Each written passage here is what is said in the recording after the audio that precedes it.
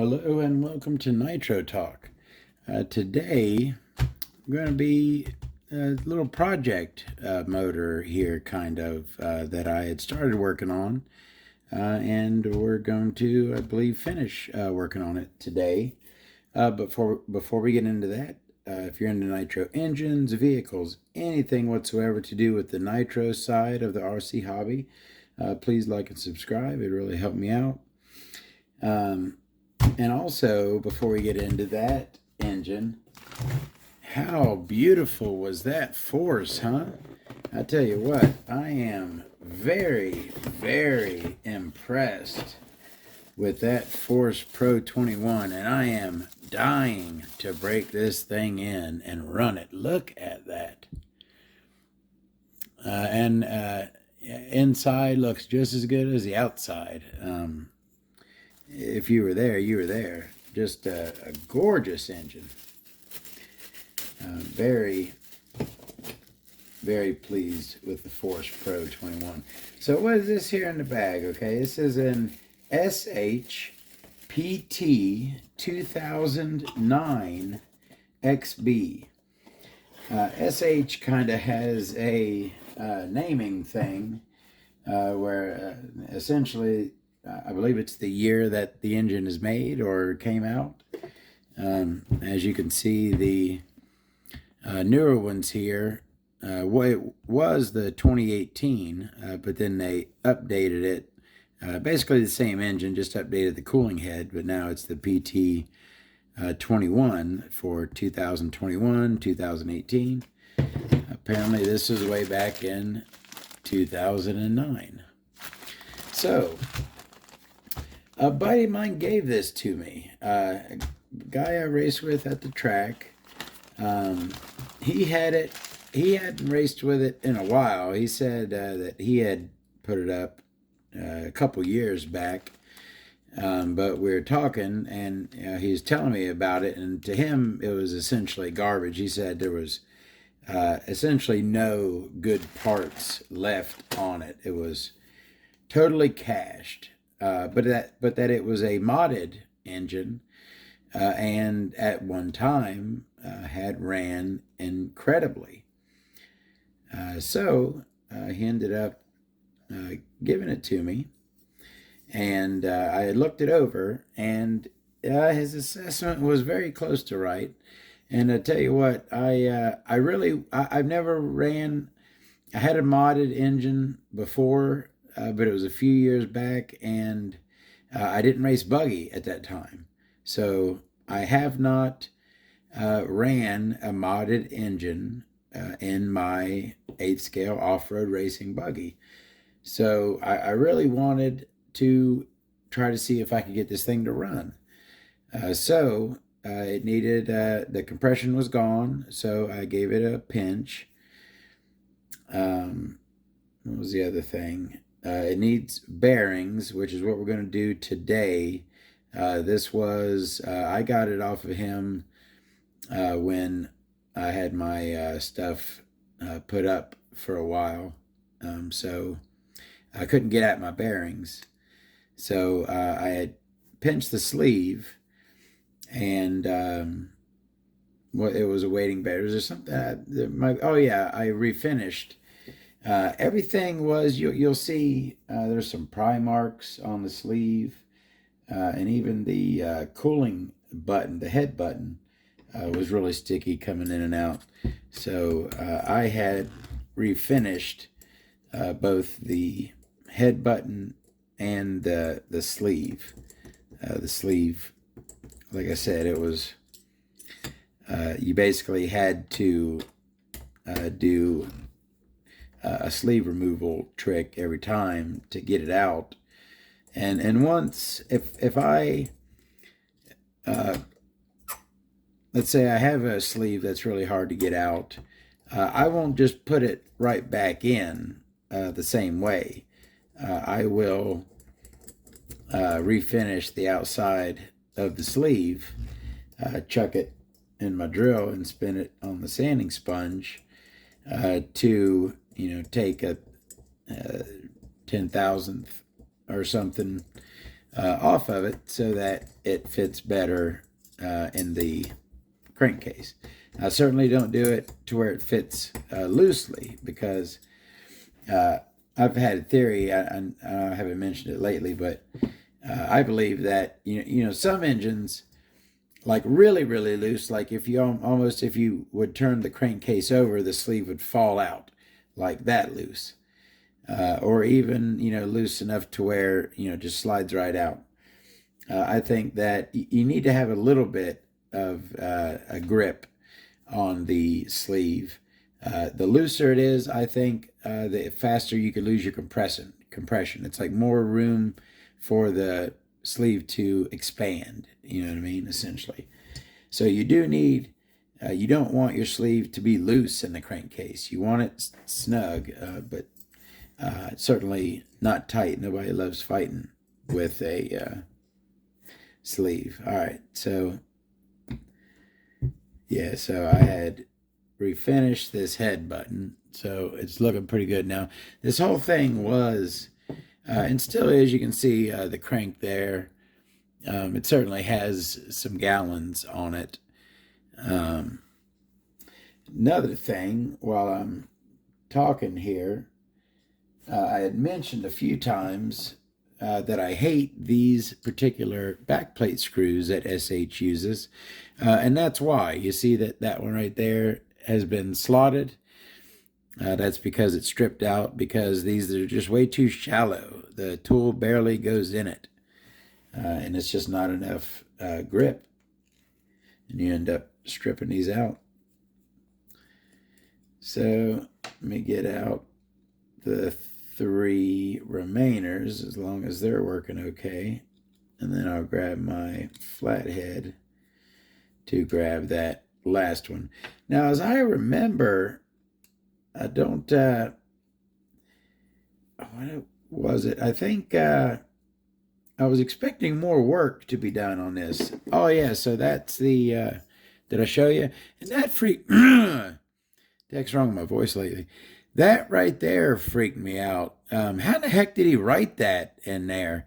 Normally when you have a modified engine, it's written right on top of the head. But he got it up in there somehow. I guess, yeah, I mean, yeah, he got in there. I mean, it's not, you can certainly read it. You can read it easily. Extreme RC Mods. All right. What do we got? Oh yeah, we got our flathead for our bad screws. They're all bad. I don't like these. All right, let's put that piston up. Get our back plate off. And let's see. Yeah, see, it's certainly not, it's got a grip on it. That's exactly how I said it right there. If I pull one out that's too tight, I will spin it until it gets, like that, to where it's got a grip, but you can get it out. All right. That's that. Oh, so like I said, we are throwing bearings on this is what we're doing today. And at that point, I believe it should, I'm hoping, run. The pinch, and I'll do a video where I do a pinch, show you how I do my home pinch. And the way I do mine, I kind of do it a little bit at a time. I try really hard not to over pinch. That's kind of when I was learning my home pinch, I had over pinched a couple. So now I'm a lot more careful. This one, it's kind of a light pinch, which is fine. I think it will run perfectly beautifully like this. It's basically like it put it back to how it was like in the middle of its life cycle, whereas normally with a pinch, you take it back as tight as it was at the beginning of its life cycle, if that makes sense.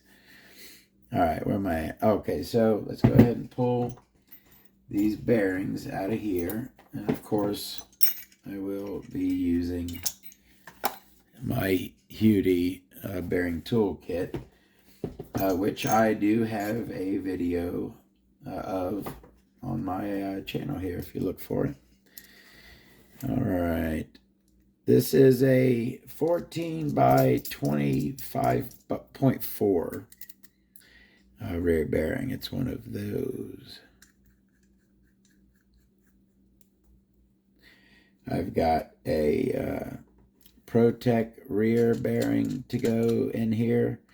And the front one is basically I looked for the cheapest ABEC 3 front bearings I could find. There's our rear, and now a good bearing will spin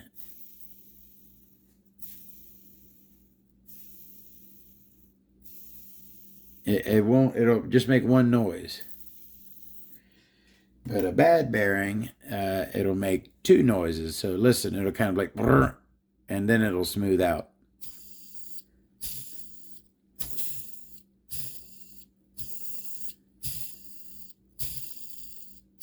I'm just a expert bearing impressionist, but you hear it. It's a vibration noise.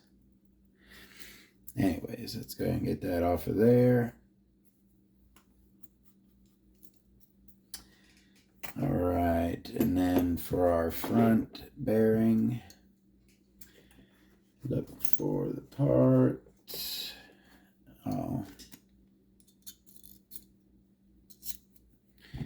And I will eject my front bearing real quick. And we'll throw some new ones on. And then, yeah, we will, of course, take a look at this thing.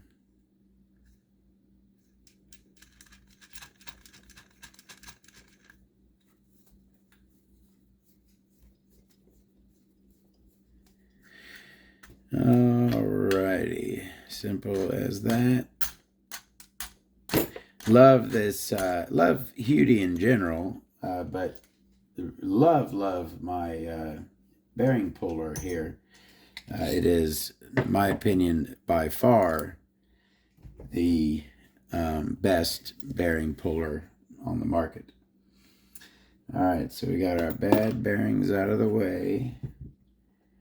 We got our new, it's a Protec MX Speed rear, not ceramic. This is about 20 bucks. And this is a cheap ABEC 3 front bearing. Now, when you go to install a bearing, the open side, the side with you can see the balls, is toward the rear of the engine, so that would be towards the tool, the base of the tool. So sit the open side on the base of the tool. I'll go ahead and insert that rear. Go ahead and insert that front. Lay that down.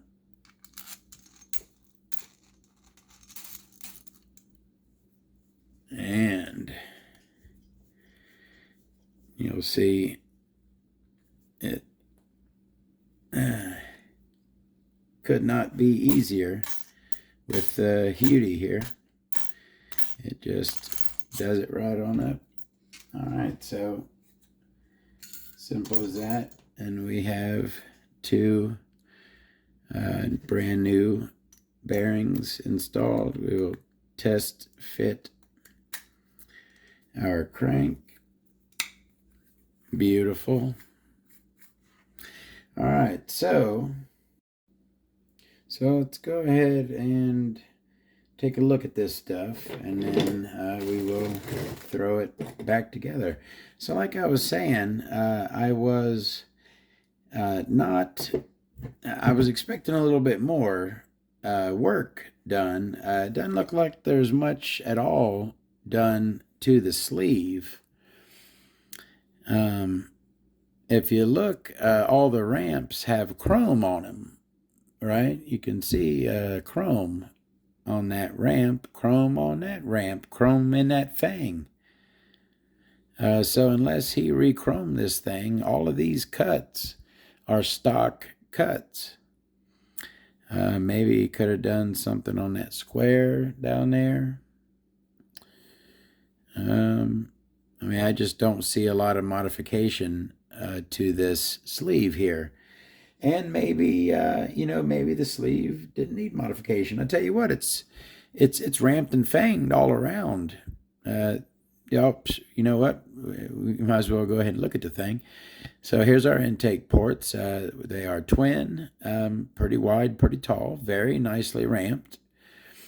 And then we have what is this? A 1, 2, 3, 4, 5, 6, 7, 8 port design.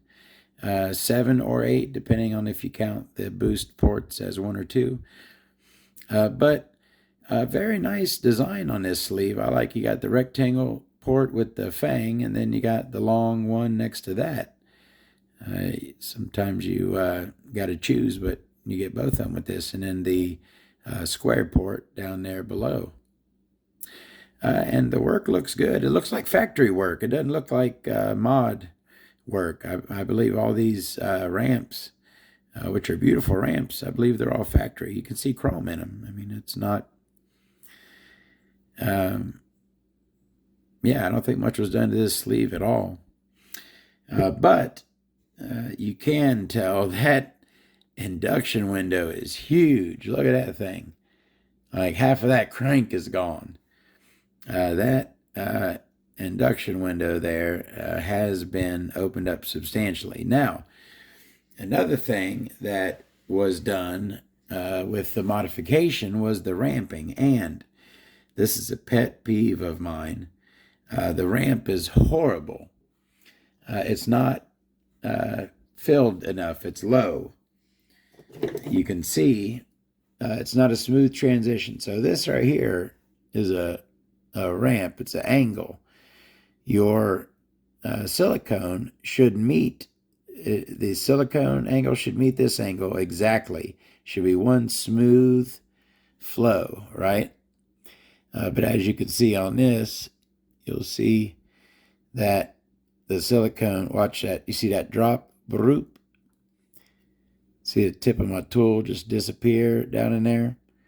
That's because the silicone is too low. It needs to be up higher. It does not meet the ramp there on the metal. But it is drilled and filled, and they didn't do any work here. This is stock SH scallop fang is what I call that. The SH scallop fang. But so this is stock fangs there, stock shark tooth on that leading edge there.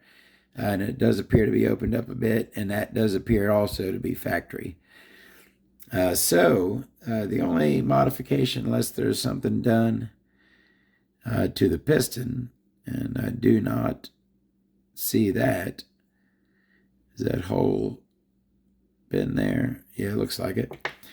As far as I can tell, the only modification done to this engine is that induction window.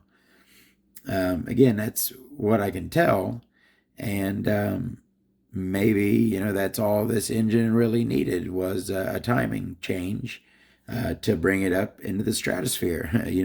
Who knows? We'll see.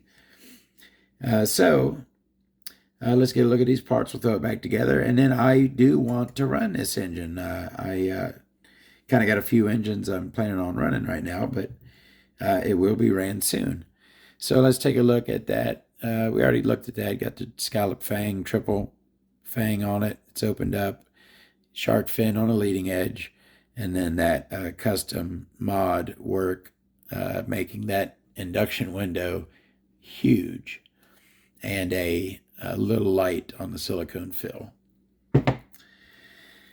Crankcase, it's got the metal SH carb, metal body, which is a good working carb. Same engine, a lot of your dynamites and all those have that same carb. Good working carb, but I prefer a composite carb. What is did I check the throat on this? Is it, okay, it doesn't feel bad. Oh, it feels like it, yeah, it's insulated. There we go. So yeah, this one is insulated. That's good. Metal on metal, you want to, I've said this over and over again, you want to take it in and out as least as possible. If you can leave that carburetor in there, if it's metal on metal, aluminum throat on aluminum crankcase, go ahead and just leave it in. Don't pull it in and out. It's bad for it. All right, so we got our new bearings in here. Well, oh yeah, let's go ahead and look at everything else. I mean, everything else pretty standard. Head button is just a standard. It's got a P3 plug in it, a standard turbo plug. Nothing special with it. I don't even see a indicator for rear on it. It has those feel like some really thin. That is certainly a 1, and that is a 1 as well. 2 1s. That is, I almost feel like that may be a head shim has been removed on this, because 0.2 is a pretty small, a really small shim stack on this thing. We looked at the sleeve, we looked at the crank. The back plate is your standard SH bump start back plate with those horrible screws that I hate. And the last thing, look at that, is that piston. And like I said, this thing was cashed when I got it. It doesn't appear to be scored anywhere that I can see major, any place that would catch a nail or cause an issue. It's just kind of worn. You can tell it's been through it. Says, does it say C 3.5? Yeah, I guess 21C. 21C, C 3.5. You see it's got you probably can't, it's hard to see, but it says it's written on there, C 3.5. Pretty meaty down at the bottom end of our con rod on this one.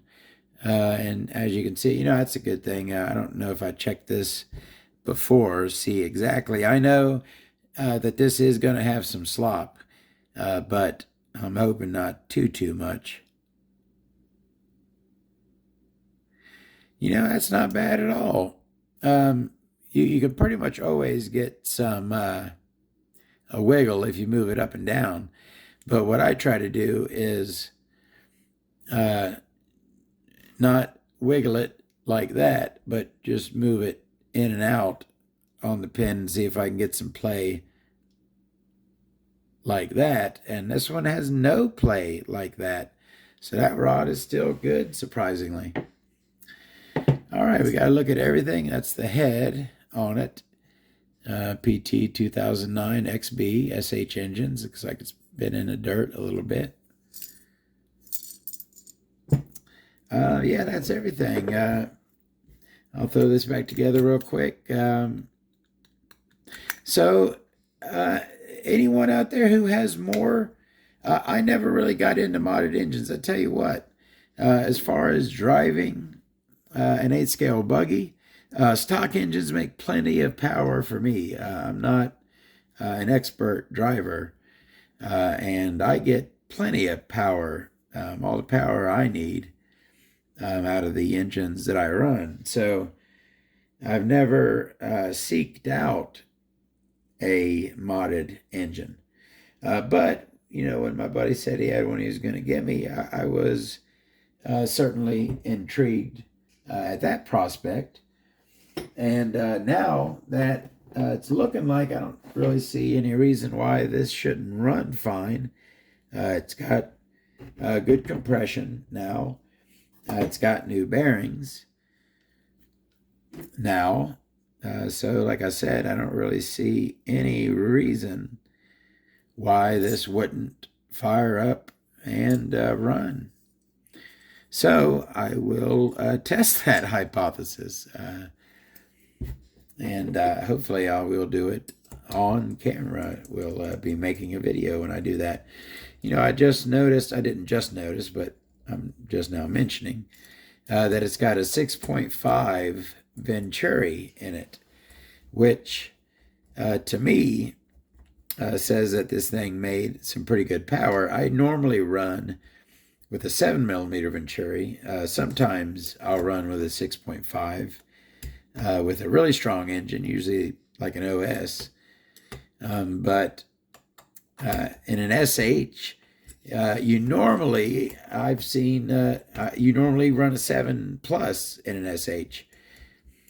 So having a 6.5 in here, maybe this thing made some really good power. So we will see, hopefully, see how my pinch job worked, and see if this thing fires up and runs. Only one way to find out, right? Only one way to find out. So I'm sure y'all are dying to get out of here. I'll be done in a second. I mean, you don't have to hang out. You know, I almost want to dig through and get some different screws, this thing. It's easy to convert. These are a very common screw size. I'm sure I have, what's that, 4M4 machine. Not positive, but somewhere around there. Put some 2.5mm cap head screws on here. That is my preference when I replace these crappy screws. Which I shouldn't even be putting that slotted one back in here. That's kind of janky. You slot a screw so you can get it out, not so you can put it back in. But I'm trying to wrap this up for you. And like I said, this engine is pretty much cached, or it was.